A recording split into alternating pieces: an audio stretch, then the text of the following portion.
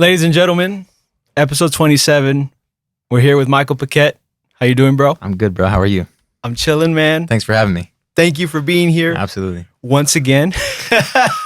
Inside joke. Yeah, we won't share that. We won't share how we had to do this twice. Yeah. Thank you, bro. Yeah, of course, man. Well, let's get this going, man. Absolutely. Voice acting. Yeah. You want to snip it? I want to snip it. All right, here. This is my bio here. Yes. So I'll give you the bio. Okay. Y'all close your eyes. Here we go. 29-year-old Orange County native Michael Paquette is a performing artist, singer, songwriter, music producer, engineer, and voiceover actor. He has a deep love of the arts and for the people who participate in them. Known as a perfectionist, his core skill is working with up-and-coming artists who are learning who they are within the art form. In many ways, Michael is more of a mentor than a producer. Michael's other loves include the mountains and fine food. Oh my. Voiceover. Let's go. Ladies and gentlemen, we are welcoming Michael Paquette to the show. Yeah. Super excited to have him here. You heard a little snippet of his voice acting career. That's it. Which I want to jump into. Let's start there, man. Yeah, we can start there. Let's go. Yeah, it's really fun, man. I started voice acting 2-3 years ago, I want to say. And so I went to OSHA. Are you familiar with OSHA? I've heard of it. So Yeah. it's a high school for performing arts. Okay. Right? Okay. So I studied classical piano. That was my first thing that I studied there. Then mid-career, because they go from 7th grade to 12th grade. And so like my 9th grade year, I switched to voice and acting. Mhm. So like I ended up doing some musical theater stuff, and then other acting, things and focusing on voice as well, performing. And I didn't realize that those skills were going to come back to me later. So 3 years ago, after I've been doing this whole producing thing, recording, engineering stuff, I got, I was producing this video for church, and this guy was like, hey, we need somebody to read this voiceover. And he's like, I got this website that I just find voice actors. I'm like, what's this website? So I look it up, and I'm like, voices, man. And so I start reading through and listening to some things. I'm like, dude, I can freaking do this. So I started looking into it, and I was like, yeah, I can for sure do this. Next thing you know, I get hooked up with a guy named Bill Rogers. Are you familiar who Bill Rogers is? No. So Bill Rogers is the voice of Disneyland. So he's the ladies and gentlemen, boys and girls in just 5 minutes. Wow. Like, he's that guy, right? So Bill Rogers. I should know that. You should. I love Disneyland. You love so it. Yeah. I mean, we've been to Disneyland. You should know this. So that's Bill Rogers. He is the voice that you hear over the speaker. His wife, Camille Dixon, who is the voice of California Adventure. So she has introduced you guys playing at, what's that place that you... Palisade Stage? Exactly. Yeah. She's introduced you. By the watercolor area, right? Okay. And you had no idea. That's crazy. So it's fun. It's pretty cool. Like husband, wife doing this whole voice thing, right? So I got hooked up with this guy. He calls me. I call him, and then he kind of takes me under his wing a little bit to like point me in the right direction to where voiceover goes. Tells me to do a bunch of homework and says, come back to me when you're done. And so I do.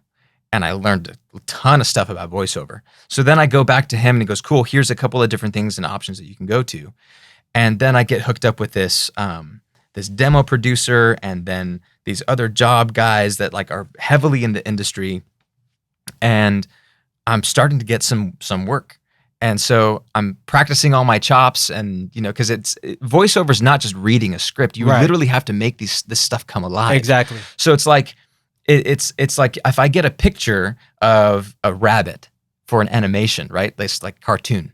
And I have a picture of a rabbit who's wearing glasses and the description says, rabbit is nerdy, but still adventurous, nervous, but kind of arrogant.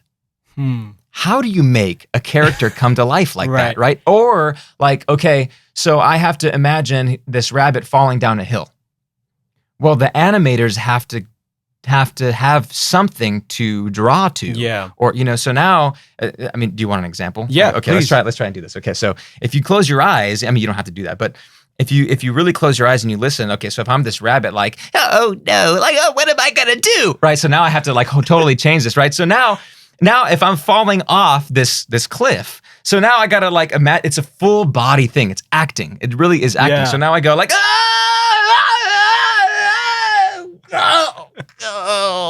you know. So now it's like now I'm imagining this person or this creature falling off a cliff. Now the animators can make it come to life. Wow. That's hard to do, man. That's amazing, though, That's man. really hard to do. That's really cool. If you look up voiceover, whatever, there's tons of people that will share videos on how they do what they do. It's really fascinating. That's awesome, and man. super hard to do. Yeah. I mean, I just changed my voice, Right. you know, like back and forth. Like it's hard to, it's a complete new character. Yeah. So that's animation, but then you have commercial, right? Or promo. Promo is like next up on ABC, right? Like that kind of stuff. Yeah. Or you have commercial like Toyota, let's go places, right? Like these different catchphrases. Yeah. So yeah, I mean it's really cool, it's man. a ton of fun, man. I love doing it, and that's like that's the new like path that I'm trying to really make things out of. Who are some of your inspirations for that? I know you mentioned Bill Rogers, Camille. What's her last name? Camille Dixon is her Okay, name. so they both have different last names, or what's the deal? I think it's like stage names. Okay, you know, got it. that So kind of besides them, who are your inspirations? thing. So Don LaFontaine is this guy he's kind of a legend in the voiceover industry, where he was the original like trailer guy, like one man or in a world, right? That guy, that deep voice, that right. deep one. I don't have it, but you know it's fine. I'm not mad. Don LaFontaine, he has that. Now he's since passed. Now it's guys like Scott Rummel. You've heard Scott Rummel. He was the voice of Ralph's for many years. He did a lot of Disney stuff, and he's like on every trailer. I think he did the Avengers trailer, the Aquaman trailer. Man, I mean, you can find these guys that's everywhere. crazy. There's a lot, man. There's so many people, and they each have their own niche. You know, you have someone like Bill Farmer, who's the voice of Goofy, and he's got this like Louisiana accent, right? Yeah. Like, and if you listen to Goofy, he's got this like Southern accent. I can't do Goofy, so I'm not even gonna try. But just look up these names, and you'll find yourself really surprised with the anonymity of voiceover, because you don't know who they are, Right, but they'll be walking down the street, and you'll never know. Yeah. It's pretty interesting. Can you tell me who does the voice when you're on the tram and the Spanish part comes up? Is it the same? No, it's not the same guy. Okay. It's not the same guy. No, it's a woman. She's like, y vigilen a sus niños, Okay. gracias, or Yeah, whatever. I have no idea who that is. I have no idea. Because I who want to that- find out. That's the only part I always emulate whenever we're on the trip, or I wait for the end of that on the tram when Disneyland's open, obviously. And I'll say that, you know, y vigilen a sus niños, gracias. Yeah. Very high pitched, inflection goes up. So what other passions do you have? So many. A bunch. I So know many. that. I have a lot of irons in the fire. Yeah. And it's pretty cool that I get to do all that. Like, I love what I do. So let's talk about, like, we have producing. So like a bunch of different artists that I'm producing. Even myself, stuff that I've done for myself, even to music licensing, all that kind of stuff. Then there's engineering, like audio engineering. I do a bunch of like weddings and events before COVID, you know, and it's starting to pick up again, which is great. But like setting up audio for bands, and that's a ton of fun in itself. To music directing, playing keys, music directing. There's songwriting, performing. Wow, man. I mean, there's just a ton of stuff, man, that I just love to do, and it all revolves around this entertainment industry, which is super exciting. And it's always changing and evolving. And What was your first instrument? Let's start there. Piano was my first instrument. Okay. I started when I was 6 years old. So when was that? 23 years. 23 years. So started piano and grew up to enjoying jazz, a lot of like Black gospel artists. So like when I was in high school, even younger than high school, that's like where I would go. So like Marvin Sapp, I was introduced to Marvin Sapp in high school. That's awesome. Byron Cage, Smokey Norfolk, Fred Hammond, Kirk Franklin. all those cats, right? Like that's my vibe, bro. Yeah. And so I take a lot of those gospel and soul roots and I bring it into the production or even live arrangements that I make today. For example, I'm doing a live arrangement for the church that I'm music directing at. Like live arrangements, and a lot of them are covers, and I'm just changing them up to have a little more flair and a little more gospel hits, you know? Yeah. And it makes it different and a lot more intriguing musically. Right. And I love that. Yeah. I absolutely love that. That's cool, man. You also produce, right? For other artists. Other artists. How's that going? A lot of fun, man. Right now, I've been working with a guy, believe it or not, country. So I don't... Your favorite style my favorite. Of music. I can't stand country, bro. And it's funny, and maybe we can touch on this, but my fiance, I just got engaged, which is awesome. Yeah. My fiance loves country. She saved me, bro, because another thing, I was DJing for a wedding. So another thing I do. I was DJing for a wedding, and the groom comes up to me. Hey, we love country. Can you play country? I was like, yes, I got you, bro. Crap. So I'm texting my fiance, I need country dance songs now. Like, send them. And she saved me, bro. She like that's totally cool. Like she did the deed, bro. Like, nice, man. Completely saved me. Yeah. So that was interesting. But I've been producing this country artist, and since I don't listen to country, I'm trying to figure out this, like, where does this classic country sound meet this new modern pop without going to like the weird off the rails pop that you hear in country right now. You know, it's kind of like too far in the pop realm. It doesn't even sound like country. Yeah. So I'm trying to make that fine balance, and that's been a challenge, but it's been a lot of fun to do that. And then I've been also doing this like urban, almost weekend vibe. I'm kind of rebranding my artistry and releasing stuff with like a producer name. So I'm working on that project right now. Nice, man. That's like been my COVID project, is totally rebranding and doing that. So featuring other artists with this production. And it's a lot more urban sound. Yeah. So I'm really excited for that. That's cool, man. And what else? Anything for church? So, because I know you just became music director at a church out here in the OC. Yeah, so Influence Church, I'm just helping them out with music directing stuff. So it's great to be able to do that. Yeah. Awesome people, awesome band, very capable band. So it's a lot of fun to be able to like just call shots midway and they're like, cool, I'll follow. Yeah. So one of the things we're working on is, like I mentioned, the arrangements of the live songs. So that's called like mixtape, and it's called mixtape. And we are taking like a song from some services and bringing it onto this album and calling it like a worship moment, right? Like taking a moment within the service that was great and putting it on this record. And those are typically the arrangements that I'll make.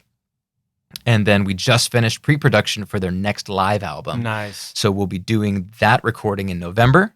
The mixtape album will come out in like January sometime, so it'd be really cool to listen to. And then the album that we record in November will be coming out in like March. So all originals. Man, it's really dude, cool. Your plate is full. Yeah, we got a lot going on. And then any other work that comes up, I'm assuming, right? November, December, things are going to pick up. Yeah, whatever comes up. I have a gig. I have to go to Fresno for like a wedding. Flying or commuting? Well, I have to bring all the gear. Ooh. So I'm driving. Yeah, but that's okay. I mean, that's they're cool, taking care of me. Yeah, it's good. You recently got engaged. Mm-hmm. Tell us about that, man. I did. It was a lot of fun. We went to Zion. My sister tagged along. She was staff for that weekend. Right? she brought her camera and she was taking pictures of us. So it was really cool. So we went to Zion and I proposed at a canyon overlook is the name of the hike. Canyon overlook. So it overlooks this whole Zion park. And what's funny is she totally had an idea. So there was. I want to get into that. Yeah. Mental. Here's what happened. I'll tell a story because people already know, and it's just a funny story. I'm okay to talk about. Yeah. So, speaking of this country song that I was producing, like I said, my fiance loves country music. So I was sending it to her, just like, hey, this is the country song I'm working on. What do you think? You know, I don't listen to country. What do you think? And as I did that, I was multitasking, which is something I guess guys are really bad at doing. I don't know. I concur. Yeah. I concur. So I was multitasking, talking to the designer of the ring because I had a ring designed. And as I was talking to him, I copied and pasted the text of the dimensions, all the dimensions of her ring to her instead of the link of the country song. I was like, oh man, bro, my heart, bro, just like it sunk to the deepest part of my stomach. And I was like, no, are you kidding me? I think I said, oh my God, oh my God, oh my God for like 5 minutes. I was like, oh my God, oh my God, oh my God, oh my God. I called my sister, what do I do? What do I do? What do I do? And it was just terrible. Yeah. It was terrible.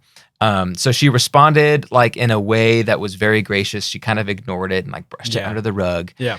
But man, I'm a fool if I think she didn't know anything. You know, like she for sure knew that something was happening. Yeah. And it was no surprise. We've talked about this before. So all I could do was lean on the fact that, cool, the look of the ring, the location, the time, all of that is still going to be a surprise. And that's good. Yeah. You know? How's the wedding planning going? Stressful as all get out, bro. Like there's limits on the number of guests, and there's limitations on, you know, with COVID guidelines and safety protocols and having this all. It's just like, man, there's going to be people closer than 6 feet apart at each table. Right. Why do every table got to be 6 feet apart? Yeah. And then there's like things to think about, the details, right? Like the linens, the colors, the color schemes, the flowers. And the flowers are expensive. And for what, one day? Yeah. One day. Like, dude, my wallet can't take this. Right, like, this is ridiculous. Yeah. But it's going to be great. The people that we love will be there and they'll celebrate us. Yeah. And that it's just going to be a great celebration. Yeah, that's cool, man. Next year, right? Matters. Next year. Out in Orange County? Yeah, we'll keep it local. Yes, sir. We'll keep it local. Nice. Yeah, no destination wedding or anything like that. Yeah.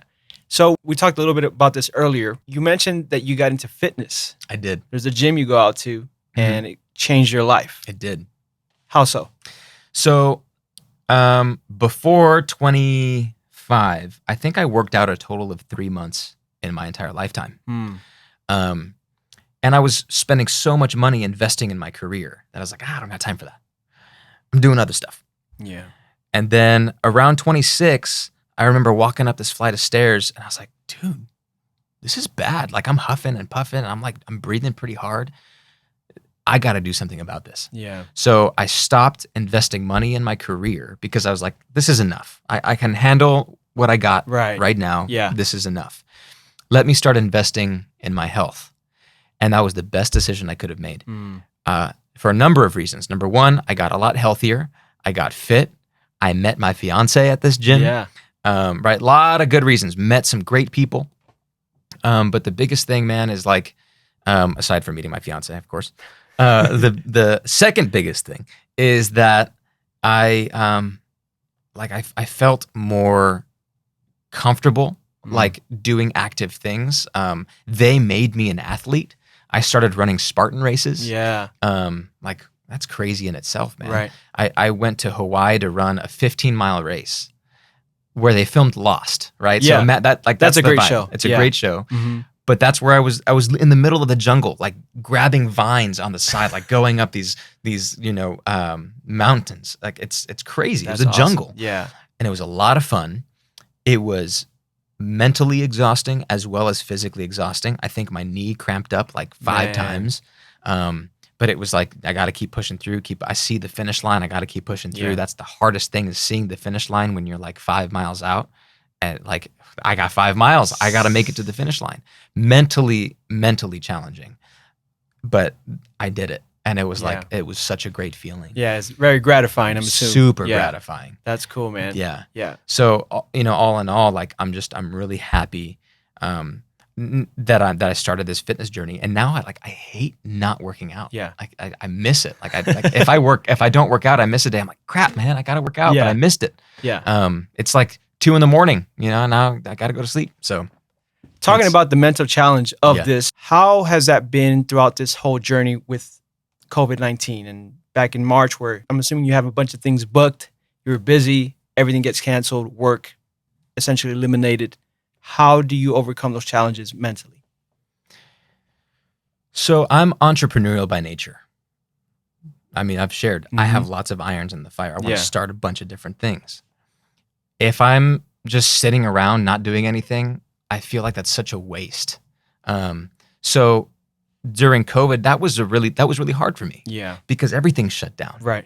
And I say this conversationally. I don't say this boastfully or anything like that. But I was killing the game, bro. Yeah. Before COVID hit, man, I got weddings almost every weekend. Right. I got work coming in. Yep. I was so busy. And in March, I remember the day, March 15th. That was the day everything started shutting down. And in March, man, I had a lot of money coming in that month. Yeah. And then to $0, literally $0 in 3 days. That's crazy. Because everything shut down. Yeah. Yeah. And there was a moment there where I was like, crap, what am I going to do? What am I going to do? So to answer, it's a twofold answer to answer your question. Number one, to stay mentally strong, I had to continue to get up, make to-do lists, do things that were important, making sure that I was constantly doing stuff. But number two, continuing to trust that God was going to provide my every single need. That's good. Because if I didn't believe that, then man, I couldn't pay my bills. Right. I wouldn't have been able to pay rent. I wouldn't have been able to keep my car. The list goes on and on and on. But because there was a trusting factor there, man, I kid you not, I think money was miraculously appearing in my account, bro. Yeah. Because I paid everything. I became 100% debt-free. I saved money during COVID, and not a lot of people can say that, man. Right. Not a lot of people can say that. Yeah. But I was able to do that Yeah. and still continue to find pockets of work here and there. Right. And so it's just great. Yeah. The power of tithing, right? I mean, that's such an We had that conversation. Yeah. And it's so important. A lot of people don't believe it, man, but it's a spiritual practice more than it is a physical thing, because obviously it's depending on God even when you don't want to. Yeah. Even if we're making $10 a week, man, tithe to God. You better get that $1 and go give it to church, man. I'm saying, because you said spiritual practice. It's a practice, but it's a discipline. Yeah. There we go. That's a discipline. Yeah, that's for a your better way to life. put it, for sure. Like it's a discipline. You need to be able to trust God in that way and say, hey, you know what, I'm going to do that. And it comes off the top for me right away. Like, cool, any sort of income that I get, cool, no problem. Here you go, 10%. That's kind of a tithe. That's a tenth. Yeah. That's what it means. Right? Exactly. Give 10%. And because of that, I mean, I've had so many conversations with people who I don't have a ton of money, bro. But there's still this element of generosity that I'm able to have. And so when people ask for money, like, hey, Michael, like, can I just borrow, X amount of dollars?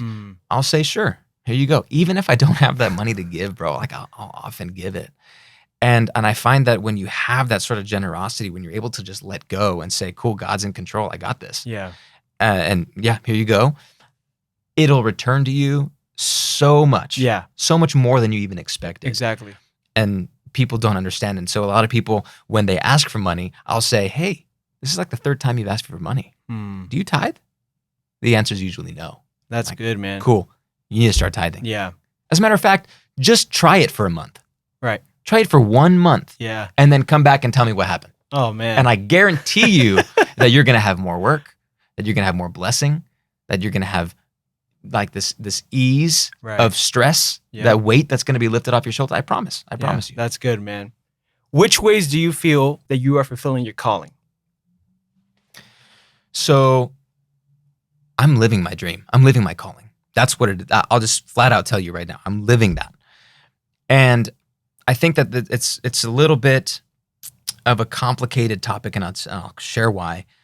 There's people that, number one, feel led to do something but will never follow that lead, that call, right? So I would call it a nudge of the Holy Spirit, right? Like, hey, you need to do this. I'm feeling led to play drums at this church. Or I'm not feeling led to play drums at this church. That's totally fine too, right? But you have to have that discernment to then go fulfill your calling. But a lot of people they don't understand the concept of a calling. What I mean by this is there's goals and then there's dreams. Yeah, I love this, man. I love when you get into this. This is great. Goals and dreams, and people confuse the two all the time. For example, I'll say one of my goals is to score a film. Okay, fine. That's one of my dreams. Now, what happens when I score the film? Is my dream fulfilled? Do I have nothing else to live for? What happens next? Yeah. Right? Now I don't know what my dream is. I don't know what my next dream is. That's because it was never a dream. It was a goal. Simply put, it was just a goal. Yeah. But if I go deeper and I say, okay, what's my dream? Now I have to look at and say, the dream is the why behind all of that. Yeah. So that's why I started the way I did, right? Like, I'm living my dream. I'm living my calling because I know my why. My why is to affect people in a positive way, to shift people's mindset, to give them joy, to give them a smile through every creative process that I do, anything that I have my hand in. I want to be able to do that. So when I read a voiceover script, is it helping somebody? Is it making them joyful? Even if I'm looking like a fool doing this weird rabbit voice, okay. If it makes someone smile, great. Is my production changing someone's life? Is it making them successful? Right? They had this dream or I shouldn't say dream. They had a goal, right? To release a song, and then I was able to fulfill that for them. And now it's turned them to say, yeah, I'm so stoked about this. Yeah. So that's giving somebody a hand in joy, in changing their mindset, in fulfilling a goal, right? If I touch any of those things, then I know that I'm living my dream. I'm fulfilling my calling. Yeah. Because God has called me to be a stage for other people to stand on and say, good, man. all right, I may not be the forefront, but I know that I'm able to support the person and help give them success, whatever success looks like. And also success looks different for everybody. Right. But as long as I have a hand to support on that stage for them to stand on, then man, I'm fulfilling my calling. I'm fulfilling my dream. Yeah, I'm really living good. my dream. There we go. Living your dream. That's it. I'm living my dream today. It's awesome. I love it. You're in a music directing position as well. I'm assuming there's times that you deal with tough personas, right? Mm-hmm. How do you go about handling those? So yeah, there's tons of different personalities. I mean, you've probably taken tons of personality tests, and everybody has, right? Yeah. They all take personality tests. One of the things that I try and always do, and this kind of goes hand in hand with what I said earlier about the why behind the what, right? With your goal. Let's say a person is angry about something, and that's typically like the common scenario in teams. Yeah. Where toxicity spreads. Right. Because if someone's angry, they can easily spread that to other people. I had this happen on a gig just recently where this person was trying to get these other people into siding with them, right? And it's just like, man, you can't share your side of things and expect somebody to side with you. And then if they don't side with you, then you can't be mad at them. Yeah. But oftentimes they are mad. They do get upset. Right. So that's when toxicity spreads. And so what I have found is that anger isn't necessarily an emotion. Anger is a reaction to something. Yeah. So like let's just say like you are drumming at the church that I'm music directing, right? And you showed up late and you were unprepared. Those are two big things, bro. Like for any professional musician out there, be on time and know your stuff. Exactly. Period. Right. Would you agree? I agree. 100%. Yeah, for sure. Know your stuff and be on time. So let's say you weren't and I called you out and now you're pissed at me. So that anger is a reaction to what? Maybe you're embarrassed. And so because you're embarrassed, you got angry at me. Or Michael never talks to me that way and now I'm mad at him because he did. So I'm angry because I'm hurt. Yeah. So anger is never an emotion. It's usually a reaction to something. Response. Yeah. Yeah. So when that happens, I always try and say, okay, let's find a solution here where both of us feel heard, right? Why are you upset? Well, Michael, you embarrassed me. Okay. I'm sorry for calling you out in front of everybody. Maybe I should have taken you to the side. Right. So now I hear what you're saying. And now I'm saying, I'm going to own the stuff as a leader. I'm going to own what I did and apologize to you and go, okay, I think I could have handled that differently. Yeah. Right now. But at the same token, you were late, bro. Yeah. You came unprepared. Right. You can't do that. Yeah. So now, you know what, Michael, you're right. Like I should have been more prepared and I should have been on time. Right. So it's leaving a space where both of us can be heard Right. in a healthy way. Yeah. And making sure that everybody is like on the same page. Yeah. Does that make sense? Yeah, that's good. I'm not mad at you, by the way. Thank you. Yeah. I'm not mad at you, bro. What's your priority arrangement? So I'll give you the example. My dad taught me God, my family, then my ministry. How do you go about doing that? I think that's perfect. Exactly what you said. God, family, and then you said your ministry. I would put under your ministry literally everything else, right? So God first, go to church. Pay your tithes. Pay your tithes. Yeah. Read your Bible. Yeah. Pray, right? All those things. Then it's your family or significant other, girlfriend, fiance, your relatives, immediate family, parents. Then it's everything else. And oftentimes what I find is if you have all of those priorities in check, then the everything else portion, even though it might seem like a lot, like I have all this stuff going on and my plate's full, even though it sounds like a lot, it just tends to work out. Yeah. It just works. Right. Everything falls in order. Yeah. You know what I'm saying? So that's perfectly said. I wouldn't even want to change that at all. Yeah. That's good, man. Yeah. That's good. What does value mean to you? That's my favorite question, by the way. If people don't know that by now, if you've watched any video that I've done, that's probably the number one question I will always ask everybody because I love it. Everybody has a different perspective on it. What does that mean to you? Value. Yeah, you kind of stumped me before when you asked me that. But I think the biggest thing that I would say, value is just like this. It's this thing that you care about the most, right? It's of high importance. The way that I look at it, it's like, what do you lose track of time doing? And I love this concept because everyone has had that day job that they've dreaded going into, right? This is a perfect example.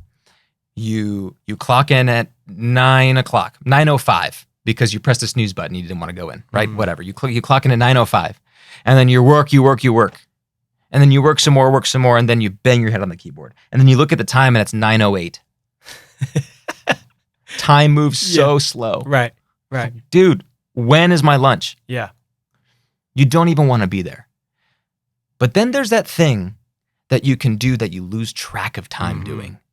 Yeah. And you don't even look at the time. And then next thing you know, oh crap, I've been here for 5 hours. Typically, that's the thing that you love doing. Yeah. And that you value the most. So think about what you lose track of time doing. For me, it's being in the studio. It really is like just producing and just working on a track, right? Yeah. Next thing you know, like I start at like 8:00 at night. Next thing you know, it's 4 a.m. Crap, I gotta go to bed. This is excessive. Yeah. You know, but I love it. Right. I wouldn't trade it for the world. Yeah. I absolutely love doing it. Or if I'm like at a family gathering, I love my family. Yeah. I love when we get together. This has been one of the most trying times for me because we couldn't get together with my family. Man, that's hurtful. That sucks. The amount of times like, Grandma, I just want to hug you, but I can't, right? That's terrible. But when we get together with family, it's 2:00 in the afternoon. We're celebrating some stuff. Next thing you know, it's 9:00 at night, 10:00 at night. Crap, guys, I got to go. Yeah. But I don't want to. So when you value something of such high importance, you don't even want to leave. Yeah. And so I would just encourage anybody to just like find that thing that you lose track of time doing, because I'm pretty sure that's the thing that you value the most. Yeah. Yeah. Where can people find you? Socials, music. I know you got stuff on Spotify. I do. Where can they find you? So I'm assuming you'll have my name on this podcast, whatever. So Michael Paquette. You can. That's all my socials. Michael Paquette at Michael Paquette. Super Straight easy. up. Yeah. MichaelPaquette.com. That's my voiceover website that I'll give to different agencies and stuff like that. Michael Paquette on Spotify. Although I am, like I mentioned before, I'm rebranding. So I'll give you some stuff. It's not up yet, but I'll be under Wolfpack, PAQ. So that's the like producer artist name. Nice. So I'm totally rebranding. That's and cool. I got like 5 tracks right now that are super fire. Yeah. that I'll release under Wolfpack. Now is not the time, but it's gonna be soon. But for now, Michael Paquette's all my production stuff, and it's me, on there. And then all my socials are Michael Paquette as well. Yeah. I don't know if I should call you Coach Michael Paquette, Bishop Michael Paquette, Hiker Michael Paquette, or Engaged Michael, because you could wear a lot of different hats. It's a lot. It's a lot, man. It's a Dude, lot. thank you for coming through. Thanks for having me. Sir Kevin says, this is episode 27 with Michael Paquette. A pleasure, man. Always is. Love you. Love you too, bro. And Thank you. this was a great time. So thank you for being here. If you guys want to check out more on Michael, search him up on Instagram, YouTube. Are you on YouTube as well? No, I'm not on YouTube. Not yet. No, not yet. I should be on YouTube. That's a good one to be on. Spotify. Yeah. And your own website. Yeah. So awesome. Thank you for being here, man. Thank you, Episode bro. 27, Michael Paquette. See you guys next week.